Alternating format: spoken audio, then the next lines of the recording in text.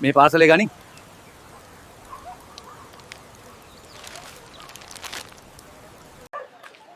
Beach hotel එක ළඟ රතු ගවුමක් ඇඳගත්ත ගෑනු කෙනෙක් ඉන්නවා.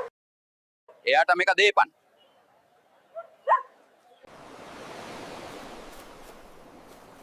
මගේ එකම අරමුණ නීතිගරුක සමාජයක්. ජීප් එක නතර කරන්න. මොකක්ද ළමයෝ? ඔය පරසලය. මම දන්නේ නෑ සර්. වත්තේ අයියා කෙනෙක් දුන්නේ. කිසිම දෙයකට බය වෙන්න එපා.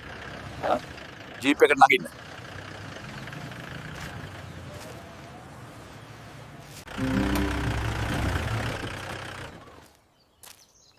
කවුද මෙහෙ විල්ම කියලා ඉන්නේ?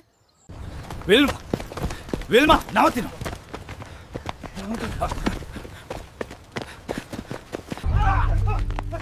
විල්මා ළඟට එන්න එපා. මම උඹට අනිනවා.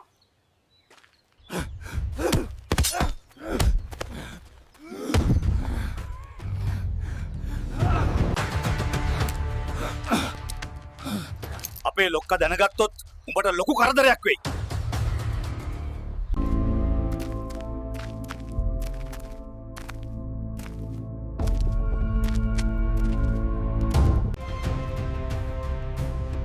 මොන බාධකාවත් මම මත්ද්‍රව්‍ය වලට එරෙහිව සටන් කරනවා.